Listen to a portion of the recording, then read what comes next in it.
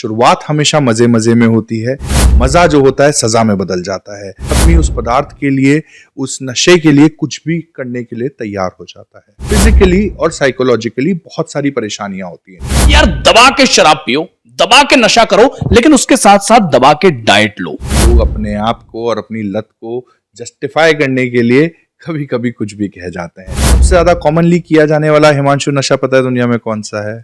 Caffeine, चाय, coffee.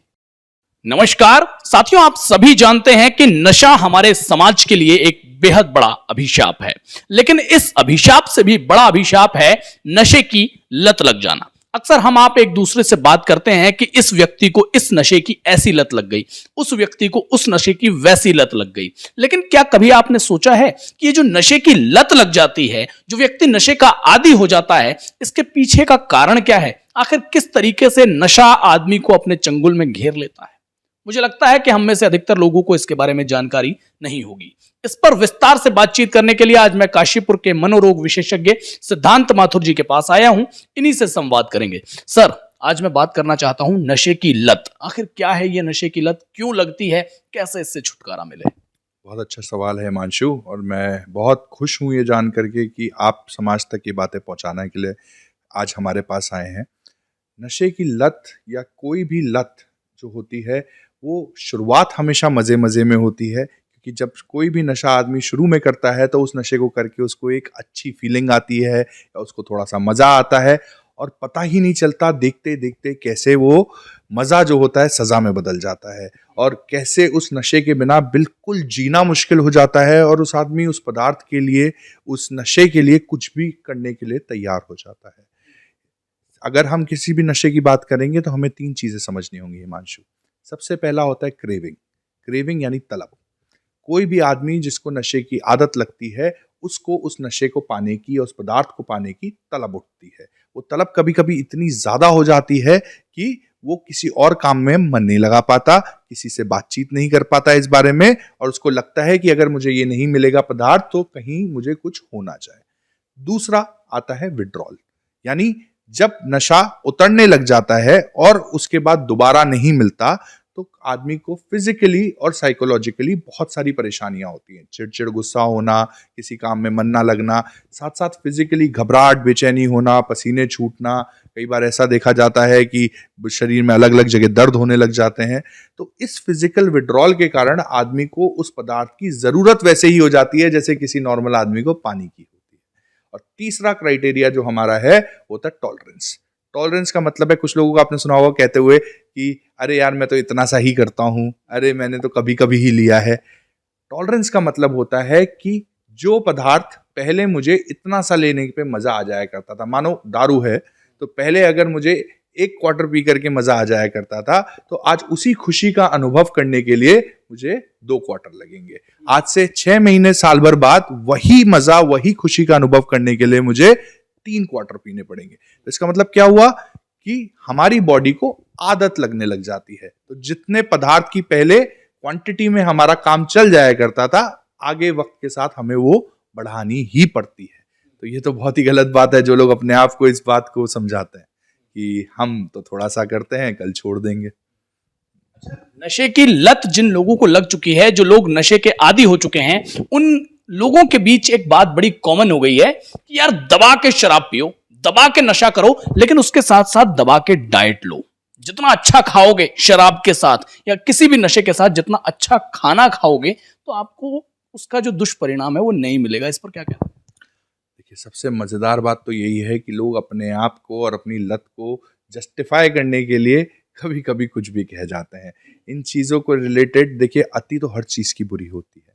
ठीक, सबसे ज्यादा कॉमनली किया जाने वाला हिमांशु नशा पता है दुनिया में कौन सा है?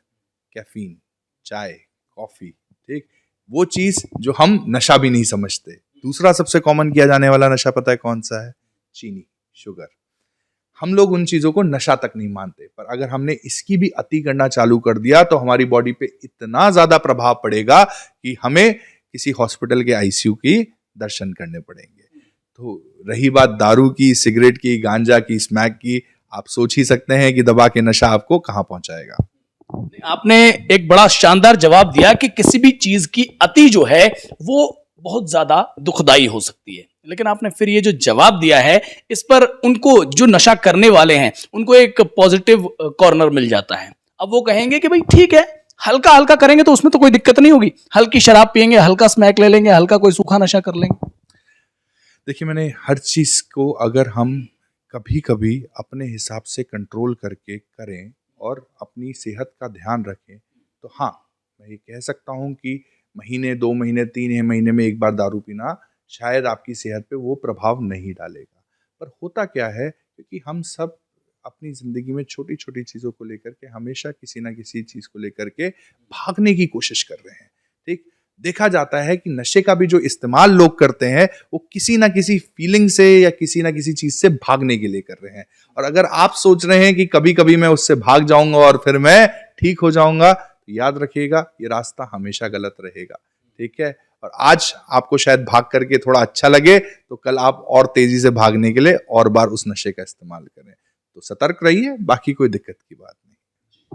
अब मैं अंत में बात करना चाहता हूं सूखे नशे की। सूखा नशा, ये शब्द ऐसा है, इसको कुछ लोग मजाक के तौर पे भी लेते हैं, लेकिन असल में जो सूखा नशा है वो मुझे लगता है कि इंसान के जीवन को सुखा देता है। अब इस सूखे नशे का प्रभाव दिमाग पर किस प्रकार से पड़ता है और इसको लेकर के आप क्या सोचते हैं, क्या चिंतन करते हैं, ये बताएं।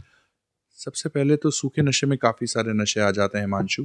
चरस गांजा का नशा सबसे ज़्यादा कॉमन किया जाने वाला है। आज की तारीख में चरस गांजा तो इतना इजीली अवेलेबल हो गया है मार्केट में कि लोग इसके शिकार बनते चले जा रहे हैं। तो अवेलेबिलिटी एक बहुत बड़ा फैक्टर है। ठीक है, दूसरी चीज़ जो आती है सूखे नशे में, स्मैक, हेरोइन और अफीम जैसे नशे भी आते हैं।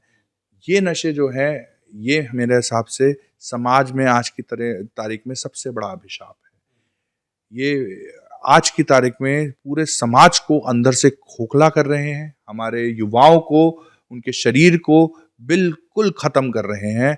और आप इस बात को यकीन नहीं करेंगे हिमांशु, जो मैं आपको बताऊंगा कि स्मैक, अफीम ऐसे नशों के कारण आज की तारीख में आदमी की सोचने समझने की शक्ति, सही गलत का फासला करने की शक्ति और अपने आप की भलाई समझ पाने की शक्ति जो है वो भी ख़त्म हो रही है।